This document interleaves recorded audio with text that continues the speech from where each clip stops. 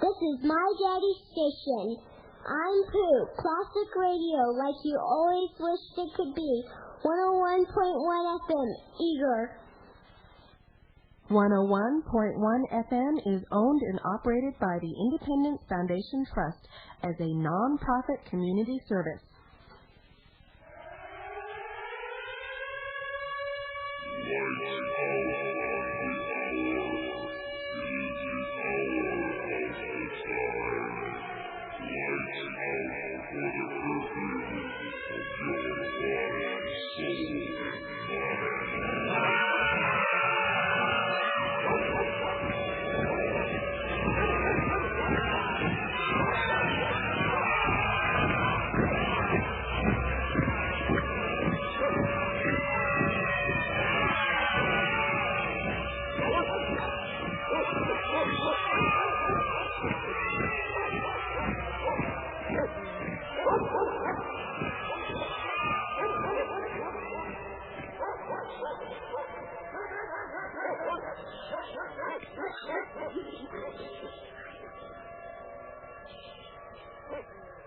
Good afternoon on the West Coast. Good evening in the East.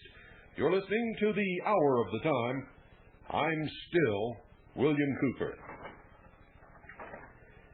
Ladies and gentlemen, there's a new book on the market. It's called The Fourth Turning by William Strauss and Neil Howe. This book, The Fourth Turning, offers this bold prophecy. Just after the millennium, America will enter a new era that will culminate with a crisis comparable to the American Revolution, the Civil War, the Great Depression, World War II. The survival of the nation will almost certainly be at stake. Strauss and Howe, the authors of this book, the researchers who went back through history and put all of this together, based this vision on their provocative theory of American history as a series of recurring 80 to 100-year cycles. Each cycle, they say, has four turnings: a high, an awakening, an unraveling, and a crisis. These authors locate today's America as midway through an unraveling, roughly a decade away from the next crisis, or fourth turning, as they call it. And they recommend ways America can prepare for what's ahead as a nation and, of course, as individuals. As Future Shock did in the 1970s and Megatrends did in the 1980s, this groundbreaking book will have a profound effect on every reader's perception of America's past, present, and future. It's a personal read, ladies and gentlemen. You will identify yourself in the pages of this book, and it will not be difficult, believe me. It's like looking in a mirror, not only at yourself, but your parents and your grandparents and your children. There are seasons, they say, of history. I have always referred to it as cycles that repeat every so often on a very regular basis. And many people other than me have recognized the repeating cycles of history. And one very wise man said, "He who does not study history is doomed to repeat it." During the Middle Ages, travelers reported an unusual custom among the illiterate villagers in central France. And we're going to get to that in just a moment. Don't go away. Don't go away, because I might be back.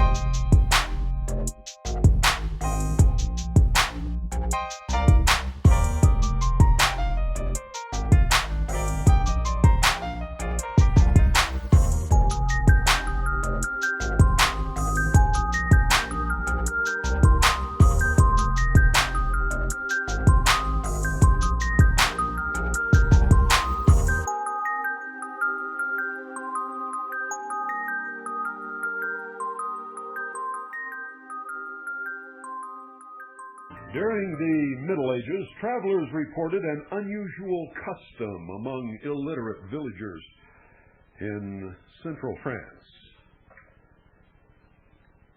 Whenever an event of local importance occurred, like the marriage of a seigneur or the renegotiation of feudal dues, the elders boxed the ears of a young child to make sure that he remembered that day and event all his life.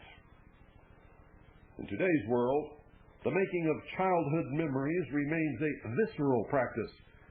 Grand state ceremonies box the ears with the thunder of cannons, roar of jets, and blast of fireworks.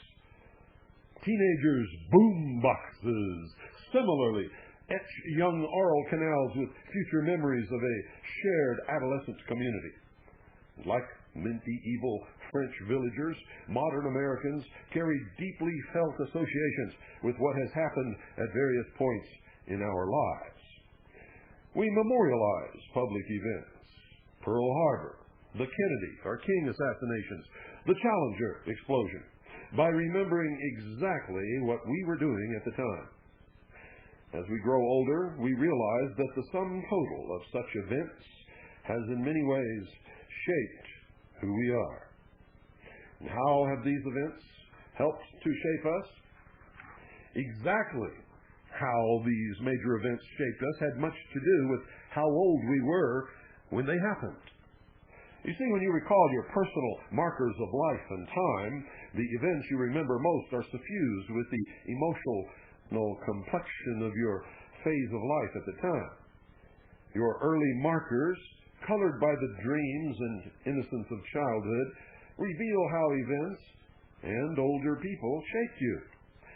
Your later markers, colored by the cares of maturity, tell how you shaped events and younger people.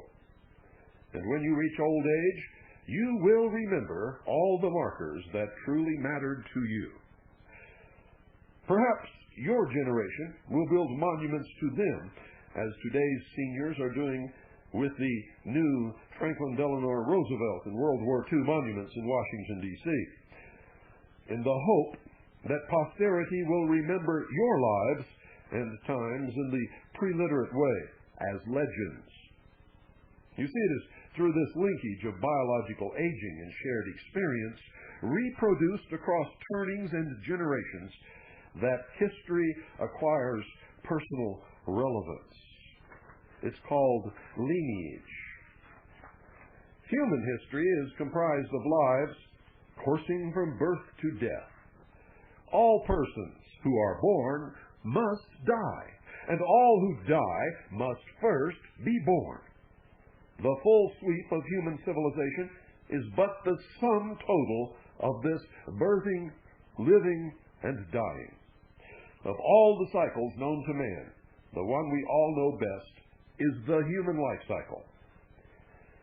No other societal force, not class, not nationality, not culture, certainly not technology, has as predictable a chronology.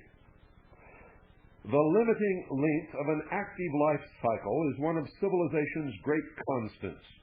In the time of Moses, it was 80 to 100 years, and it still is, even if more people now reach that limit.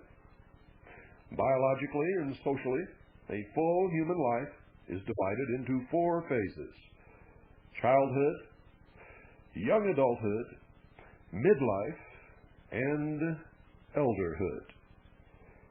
Each phase of life is the same length of the others, capable of holding one generation at a time, and each phase is associated with a specific social role that conditions how its occupants perceive the world and act on those perceptions.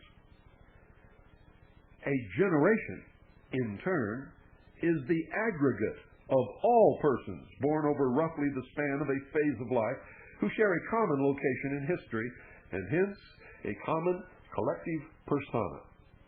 Like a person, and unlike a race, religion, or sex, a generation is mortal. Its members understand that in time they all must perish. Hence, a generation feels the same historical urgency that individuals feel in their own lives. This dynamic of generational aging and dying enables a society to replenish its memory and evolve over time.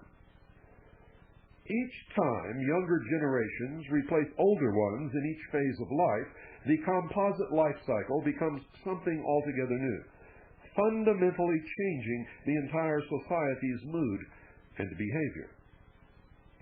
History creates generations, and generations, ladies and gentlemen, create history. This symbiosis between life and time explains why, if one is seasonal, the other must be. Where a season's length is determined by the time from solstice to equinox, the length of each life cycle phase is determined by the span of time between birth and the coming of age into young adulthood. And in American society, the ritual acknowledgement today occurs at the age of 21, which is the age of college graduation and initial career launch. Afterwards, a person is deemed to be an autonomous adult. The length of life's first phase fixes the length of the other life phases as well. You see, once one batch of children has fully come of age, it and it alone comprises the society's young adults, casting its next elders into a midlife social role. This now happens when the latter reach age 42. The minimum age U.S. history, though not the Constitution, has declared acceptable for a president.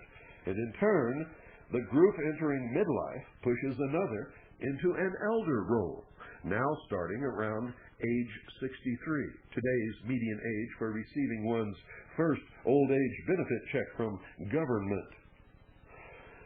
Since the share of people able to survive the elderhood phase of life has grown enormously over the last 50 years, it may make sense to define a new phase of life, late elderhood, age 84 on up.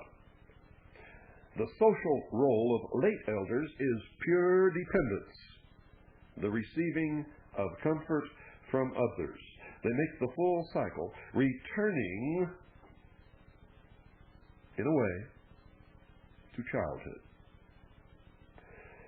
The phases and social roles of the modern American life cycle can be summarized as follows.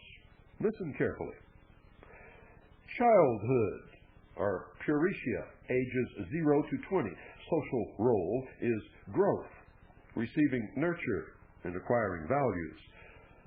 Then young adulthood, juventus, age 21 through 41. Their social role is vitality, serving institutions and testing values. Midlife, Verilitas, age 42 to 62. Social role is power, managing institutions and applying values. And then elderhood, Senectus, age 63 to 83. Their social role is leadership, leading institutions and transferring values. And then, if we institute the new role, late elderhood, age 44 plus, age 84 plus, their social role is dependence, receiving comfort from institutions and remembering values.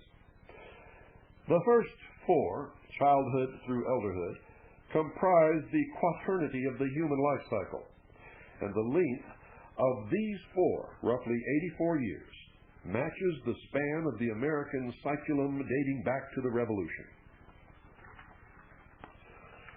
Americans' chronic failure, ladies and gentlemen, to grasp the seasonality of history explains why the consensus forecasts about the national direction so often turn out so wrong. So wrong. You see, back in the late 1950s, forecasters widely predicted that America's future would be like Disney's Tomorrowland. I remember that. The experts foresaw well-mannered youth, a wholesome culture, an end of ideology, an orderly conquest of racism and poverty, steady economic progress, plenty of social discipline, and uncontroversial Korea-like police actions abroad.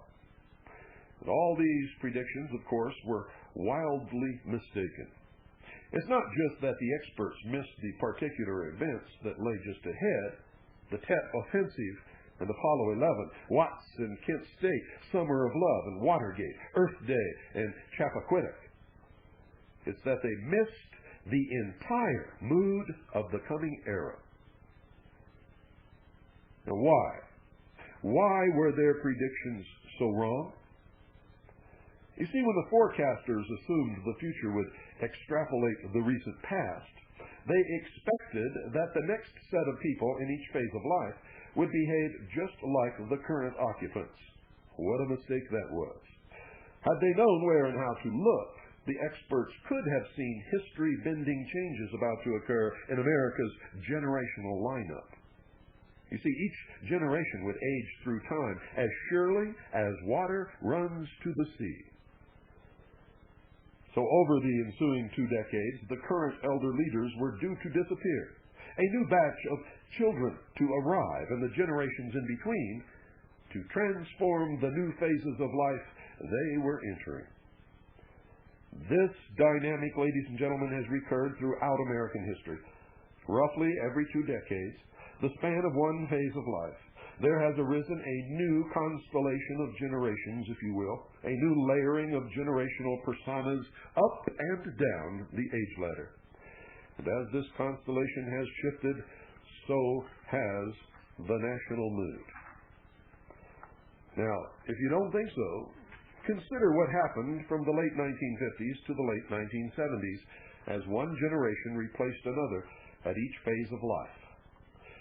In elderhood, the cautionary individualists of the lost generation, born 1884 to 1900, were replaced by the hubristic GI generation, born 1901 to 1924, who launched America into an expansive era of material affluence, global power, and civic planning.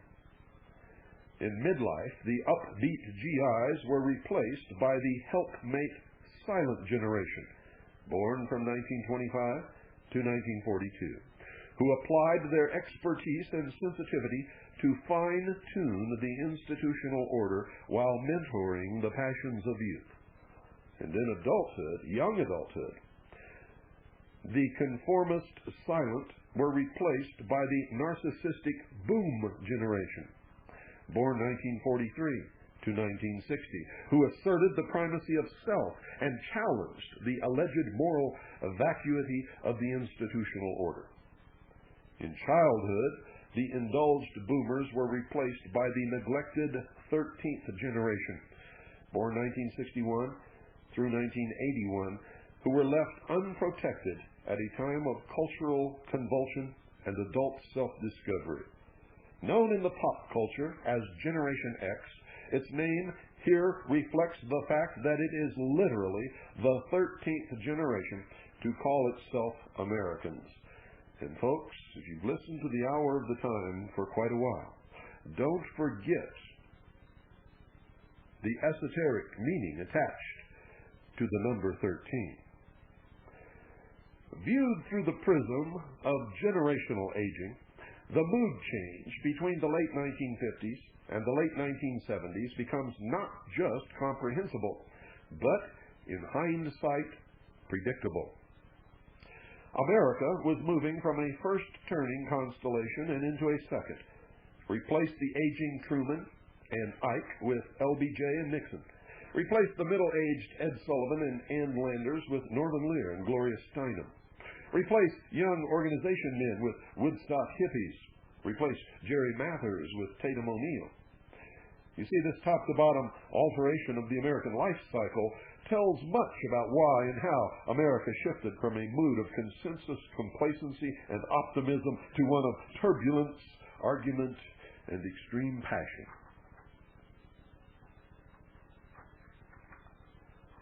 The lost generation, ladies and gentlemen, are called the nomad, born 1883 to 1900. These people grew up amidst urban blight, unregulated drug use, child sweatshops, and massive immigration. Their independent, streetwise attitude lent them a bad kid reputation. After coming of age as flaming youth, doughboys and flappers, they were alienated by a war whose homecoming turned sour. Their young adult novelists, barnstormers, gangsters, sports stars, and film celebrities gave the roar to the 20s. And the Great Depression hit them in midlife, at the peak of their careers. The buck stopped with their pugnacious battlefield and home front managers of a hot war and their frugal and straight-talking leaders of a new cold one. As elders, they paid high tax rates to support their world-conquering juniors while asking little for themselves. Some of the people who lived in that generation were Harry Truman, Irving Berlin, George Patton, Mae West, F. Scott Fitzgerald, Louis Armstrong, Adolf Hitler, and Mao Zedong. The GI generation, called the Hero generation, born 1901 to 1924, developed a special and good kid reputation as the beneficiaries of new playgrounds, scouting clubs, vitamins, and child labor restrictions. They came of age with the sharpest rise in schooling ever recorded. As young adults, their uniformed corps patiently endured depression and heroically conquered foreign enemies. In a midlife subsidized by the GI Bill, they built gleaming suburbs, invented miracle vaccines, plugged missile gaps, and launched moon rockets. Their unprecedented grip on the presidency began with a new frontier, a great society, and model cities, but wore down through Vietnam, Watergate, deficits, and problems with the vision thing. They just couldn't see it. They didn't get it. As senior citizens, they safeguarded their own entitlements, but had little influence over culture and values, and left their children in a rift where they may not have anything. In this generation were John Kennedy, Ronald Reagan, Walt Disney, Judy Garland, John Wayne, Walter Cronkite, Willy Brandt, and Leonid Brezhnev. The silent generation, known as the artist generation, born 1925 to 1942, grew up as the suffocated children of war and depression. They came of age just too late to be war heroes and just too early to be youthful free spirits. Instead, this early marrying lonely crowd became the risk-averse technicians and professionals, as well as the sensitive rock and rollers and civil rights advocates of a post-crises era in which conformity seemed to be a sure ticket to success. Midlife was an anxious passage for a generation torn between stolid elders and passionate juniors. Their surge to power coincided with fragmenting families, cultural diversity, institutional complexity, and prolific litigation. They are entering elderhood with unprecedented affluence, a hip style, and a reputation for indecision.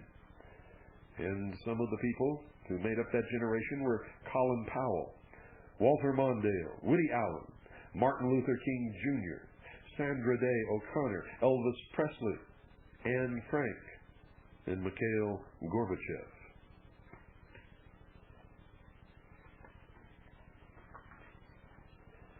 The boom generation, ladies and gentlemen, which is my generation, and probably most of those listening to this broadcast, is called the prophet generation. Born 1943 to 1960, basked as children in Dr. Spock permissiveness, suburban conformism, Sputnik-era schooling, beaver-cleaver friendliness, and father-knows-best family order. From the summer of love to the days of rage, they came of age rebelling against the worldly blueprints of their parents. As their flower child, Black Panther, Weatherman, and Jesse Freak Fringes proclaimed themselves arbiters of public morals, youth pathologies worsened, and SAT scores began a 17-year slide. In the early 1980s, Many young adults became self-absorbed yuppies with mainstream careers but perfectionist lifestyles. Entering midlife and national power, they are trumpeting values, touting a politics of meaning, and waging scorched earth culture wars. And some of those in that generation are Bill Clinton, Newt Gingrich, Steven Spielberg, Candace Bergen, Spike Lee, Bill Gates, Tony Blair, and Benjamin Netanyahu.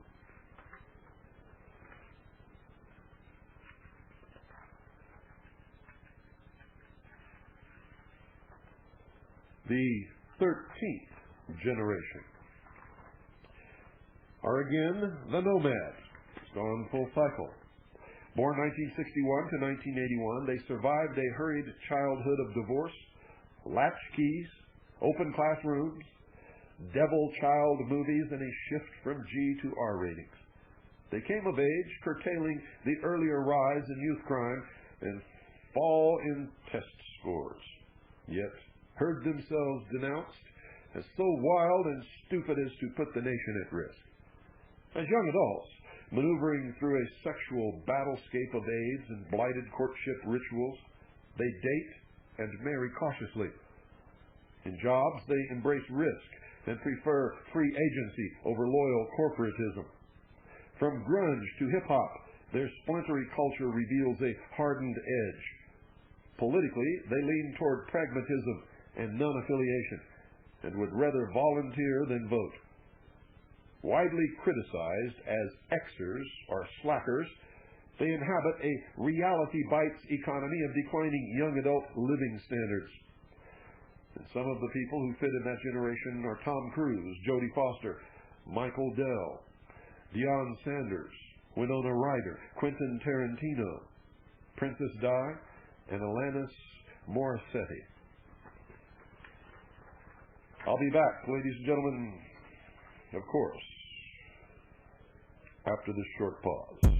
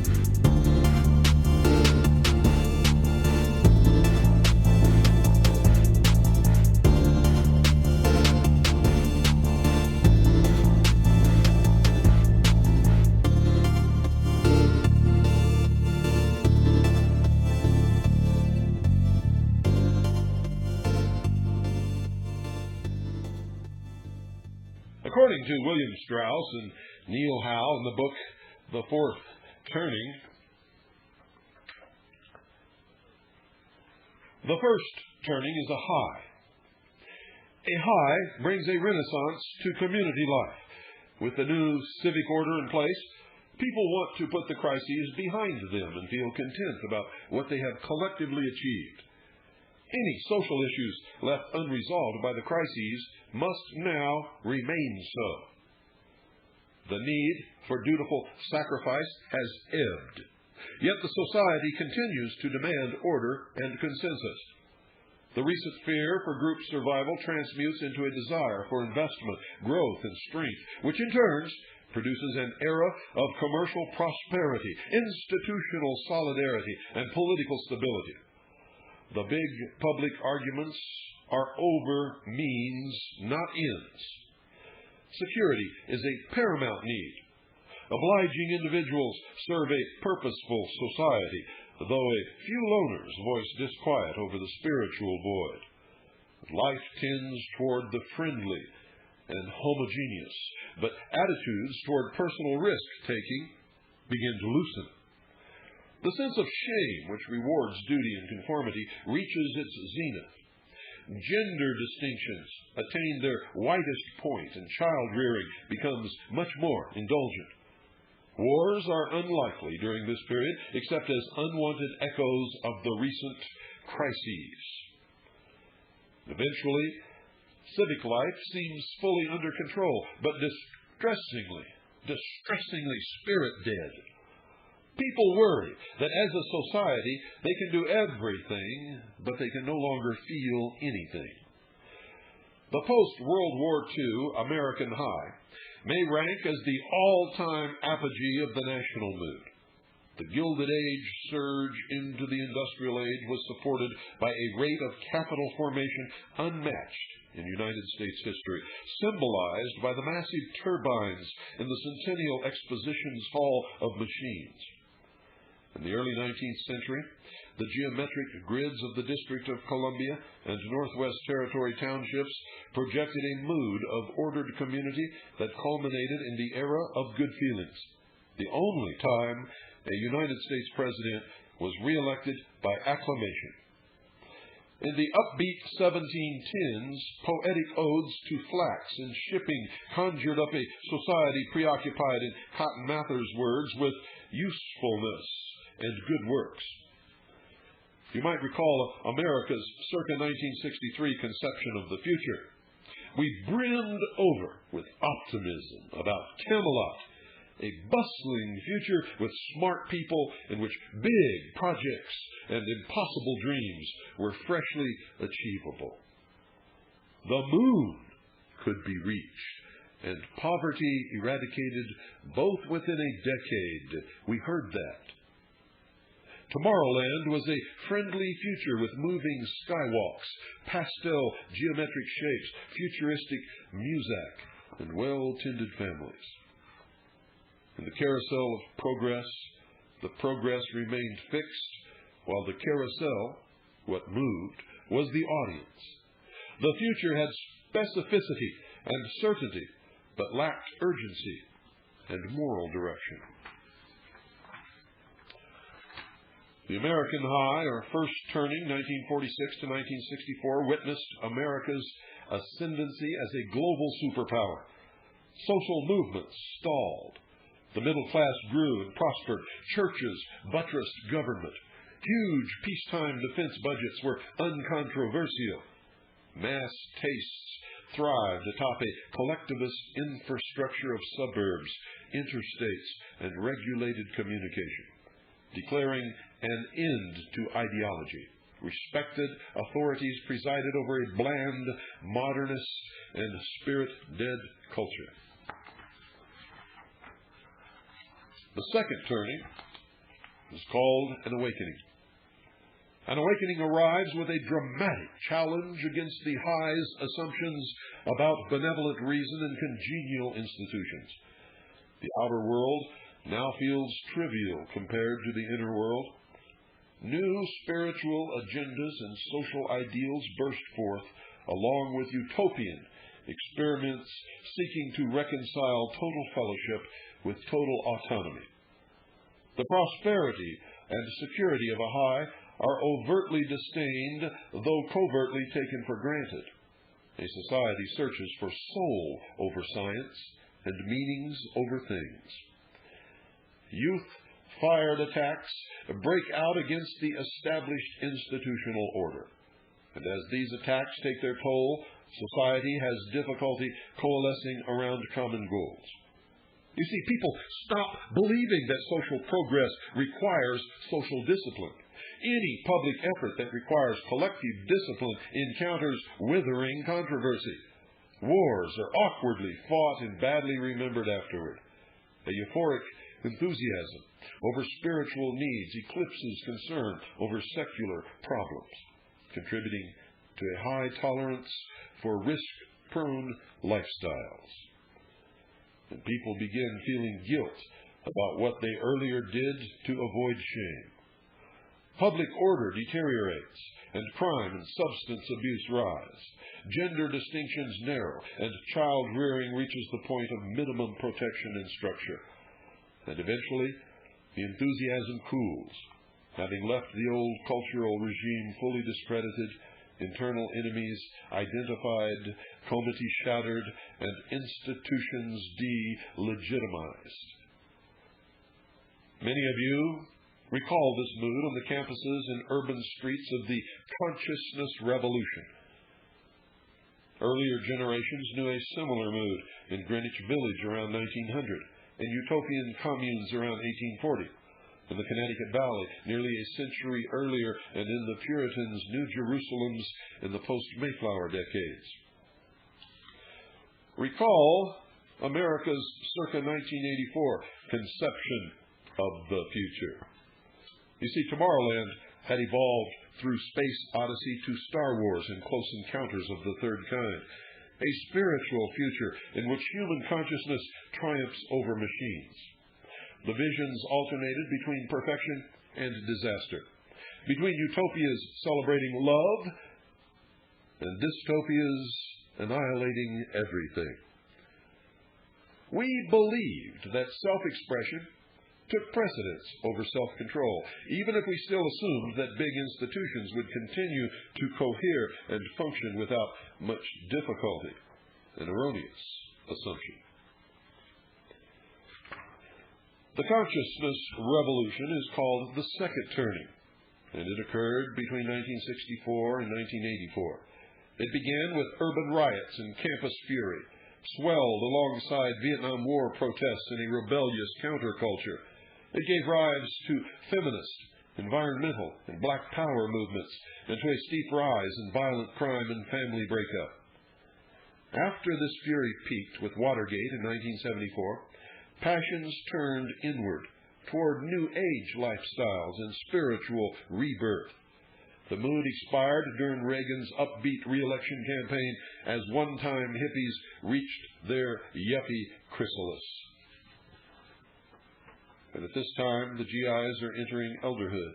The silent generation is entering midlife. Boomers are entering young adulthood, and 13ers are entering childhood. The third turning is called an unraveling. And an unraveling begins as a society-wide embrace of the liberating cultural forces set loose by the awakening. People have had their fill of spiritual rebirth, moral protest, and lifestyle experimentation. Content with what they have become individually, they vigorously assert an ethos of pragmatism, self-reliance, laissez-faire, and national or sectional or ethnic chauvinism. While personal satisfaction is high, public trust ebbs amid a fragmenting culture, harsh debates over values, and weakening civic habits. The sense of guilt, which rewards principle and individuality, reaches its zenith. And as moral debates brew, the big public arguments are over ends, not means. Decisive public action becomes very difficult as community problems are deferred. Wars are fought with moral fervor, but without consensus or follow-through. And eventually, cynical alienation hardens into a brooding pessimism. During a high, obliging individuals serve a purposeful society, and even bad people get harnessed to socially constructive tasks. But during an unraveling, an obliging society serves purposeful individuals, and even good people find it hard to connect with their community. The approaching specter of public disaster ultimately elicits a mix of paralysis and apathy that would have been unthinkable half a cyclum earlier. People can now feel, but collectively they can no longer do. The mood of the current culture war area seems new to nearly every living American, but is not new to history. Around World War I, America steeped in reform and fundamentalism amidst a flood time of crime, alcohol, immigration, political corruption, and circus trials. The 1850s likewise simmered with moral righteousness, shortening tempers, and multiplying mavericks. It was a decade, says historian David Donnell, in which the authority of all government in America was at a low point. Entering the 1760s, the colonies felt rejuvenated in spirit, but reeled from violence, mobs, insurrections, and paranoia over the corruption of official authority. Just look at how Americans today conceive the future.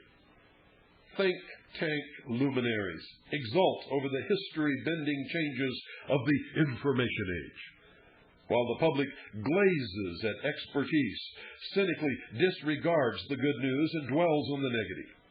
The pop culture rakes with futuristic images of Total Recall dysfunction, RoboCop crimes, Terminator punishments, and Independence Day deliverance, which, of course, will never happen. The fourth turning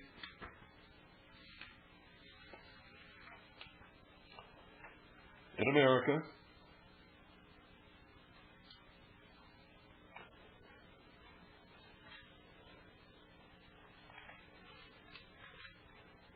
is known to all of us. The fourth turning is the crises. And a crisis arises in response to sudden threats that previously would have been ignored or deferred, but which are now perceived as dire. Great worldly pearls boil off the clutter and complexity of life, leaving behind one simple imperative: the society must prevail. And this requires a solid public consensus, aggressive institutions, and personal sacrifice. People support new efforts to wield public authority, whose perceived successes soon justify more of the same. Government governs. Community obstacles are removed, and laws and customs that resisted change for decades are swiftly shunted aside. A grim preoccupation with civic peril causes spiritual curiosity to decline. A sense of public urgency contributes to a clampdown on bad conduct or antisocial lifestyles, and people begin feeling shameful about what they earlier did to absolve guilt. Public order tightens, private risk-taking abates, and crime and substance abuse decline. Families strengthen, gender distinctions widen, and child-rearing reaches a smothering degree of protection and structure. The young focus their energy on worldly achievements, leaving values in the hands of the old. Wars are fought with fury and for maximum result. And eventually, the mood transforms into one of exhaustion, relief, and optimism. Buoyed by a newborn faith in the group and in authority, leaders plan, people hope, and a society yearns for good and simple things. Today's older Americans recognize this as the mood of the Great Depression and World War II. But a similar mood has been present in all the other great gates of our history, from the Civil War and Revolution back into colonial and English history.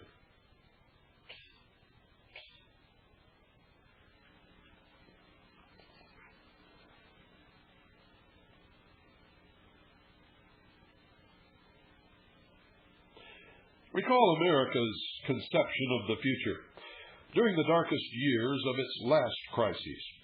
From Somewhere Over the Rainbow to the glimmering Futurama at the 1939 New York World's Fair, people felt hope, determination, and a solid consensus about where society should go toward spiritual simplicity, home and apple pie, and material abundance, bigger, better, and more homes and pies. And all this seemed within reach, conditioned on a triumph that demanded unity from all and sacrifices from many. The American Revolution, the fourth turning from 1773 to 1794, began when Parliament's response to the Boston Tea Party ignited a colonial tinderbox, leading directly to the First Continental Congress, the Battle of Concord, and the Declaration of Independence. The war climaxed with the colonial triumph at Yorktown in 1781. 7 years later, the new states ratified a nation-forging constitution, and the constitutional republic was born. The crisis mood eased once President Washington weathered the Jacobins, put down the whiskey rebels, and settled on a final treaty with England. The fourth turning, known as the Great Depression and World War II, 1929 to 1946, began suddenly with the Black Tuesday stock market crash. After a 3-year economic freefall, the Great Depression triggered the New Deal revolution, a vast expansion of government and hopes for a renewal of national community. After Pearl Harbor, America planned, mobilized, and produced for war on a scale that made possible the massive D-Day invasion in 1944. And 2 years later, the crisis mood eased with America's surprisingly trouble-free demobilization. And, as those of us who lived through it will remember, the most peaceful, greatest, nostalgic, wonderful time in our lives, known as the 50s and the early 60s. The Fourth Turning,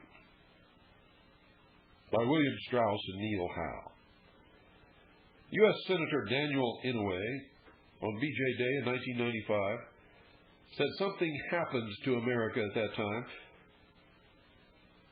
This was the last of the 50-year commemoratives of World War II. I'm not wise enough to know what it was, but it was the strange power that our founding fathers experienced in those early, uncertain days. Let's call it the spirit of America, a spirit that united and galvanized our people. Inouye went on to reflect wistfully on an era when the nation considered no obstacle too big, no challenge too great, no goal too distant, no sacrifice too deep. And a half-century later, that old spirit had long since dissipated, and nobody under age 70 remembered what it felt like. When Joe Dawson reenacted his D-Day parachute drop over Normandy, he said he did it to show our country that there was a time when our nation moved forward as one unit. Ladies and gentlemen, we're going to continue this again tomorrow. I urge you to purchase The Fourth Turning by William Strauss and Neil Howe. I don't get anything for it. I'm not paid to do a book review or a commercial on this book by anybody. And